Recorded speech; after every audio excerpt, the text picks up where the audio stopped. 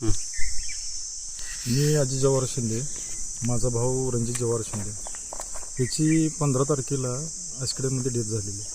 मी फौजमध्ये, मी आता श्रीनगर काश्मीरला पोस्टेड आहे. तिथून मी आलो 3 दिवसाचा प्रवास करून.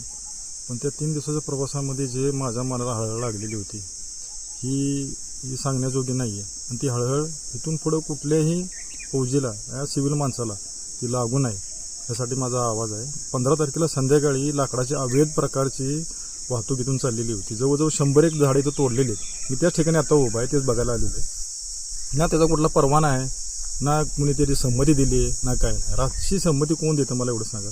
ट्रॅक्टरच्या बाहेर 7-7, 8-8 फूट लाकडं बाहेर येतात मोठी मोठी. ती लाकडं अंधारामध्ये ट्रॅक्टर जातोय, ना त्याला रिफ्लेक्टर आहे, ना त्याला लाईट आहे, ना काय आहे.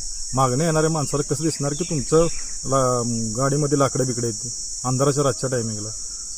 त्या दिवशी माझ्या गावची यात्रा होती, छबी नव्हता. त्या दिवशी भाऊ माझा डिमांडमध्ये सामान आणा गेलेला होता. तो येताना त्याला ना रिफ्लेक्टर नव्हता, ना काय नव्हता. ट्रॅक्टर मध्येच रस्त्यामध्ये उभा होता. तो येऊन त्याला धडकला आणि जागी त्याचा अंत झाला.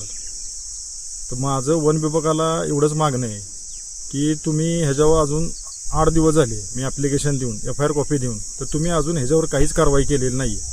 ना इथं तुम्ही आलाय, ना इथला कुठला पंचनामा केला आहे, ना काय केला आहे. जर भोसले मॅडमला फोन केला तर भोसले मॅडम पंचनामा केले, तारीख काय सांगतात 14 तारीख, 15 तारीख, 16 तारीख. त्यांना स्वतःच माहीत नाही की पंचनामा केला आहे काय.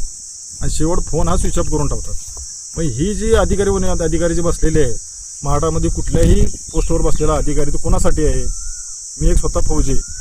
आम्ही देशाचं रक्षण तिकडे करतो आणि आमच्या कुटुंबातला व्यक्ती, माझा सक्का भाऊ, तुमच्या अवैध प्रकारच्या लाकडाच्या वाहतुकीमुळं माझा भाऊ जागीच जातो. ह्याला जबाबदार कोण आहे? ह्याला जबाबदार वन विभाग आहे आणि बसलेले उच्च अधिकारी आहेत. ते जे AC मध्ये बसतात ना, ते तुम्ही हे समजू नका की आम्ही AC मध्ये बसतोय ते आमची खुर्ची आणि आमचं सर्व. तुम्ही सर्वसामान्य माणसासाठी बसलेला आहात. जर तुम्ही जर ही पहिल्यांदा ॲक्शन घेतली असती तर हे आत्ता हे झालं नसतं.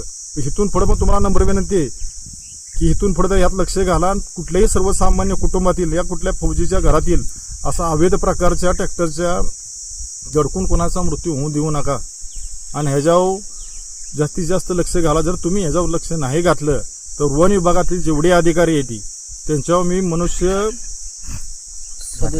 सदोष गुन्हा मी दाखल करीन. पुन्हा एकदा म्हणा, सदोष मनुष्यवादाचा गुन्हा हा मी दाखल करीन. आमरून उपोषण पण वन विभागापाशी होईल.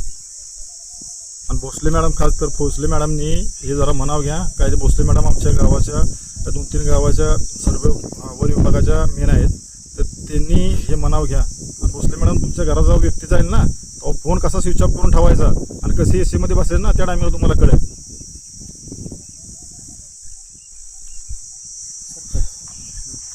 नमस्कार, मी विनोद मोहन शिंदे, प्रथम लोकनियुक्त सरपंच, पानमळीवाडी. ह्या पंचक्रोशीत अवैध वाहतूक, वृक्षतोड, वृक्ष वाहतूक बोकाळलेली आहे. आणि ह्याला सर्व कारणीभूत वन खातं आहे. वन खात्याचे अधिकारी आहेत. कोणत्याही गोष्टीचा परवाना घेतला जात नाही. राजरोज वृक्षतोड चालू आहे. आणि रात्रीची वृक्षतोड करतात, रात्री वाहतूक करतात. आणि त्यामुळे अपघाताचं प्रमाण भरपूर वाढलेलं आहे. या संदर्भात जे कोण कारणीभूत असतील अधिकारी, कर्मचारी वन खात्याचे, त्यांच्यावर कठोर कारवाई व्हावी. तसेच या कुटुंबाला न्याय मिळण्यासाठी आमचे संपूर्ण गाव त्यांच्याबरोबर राहील.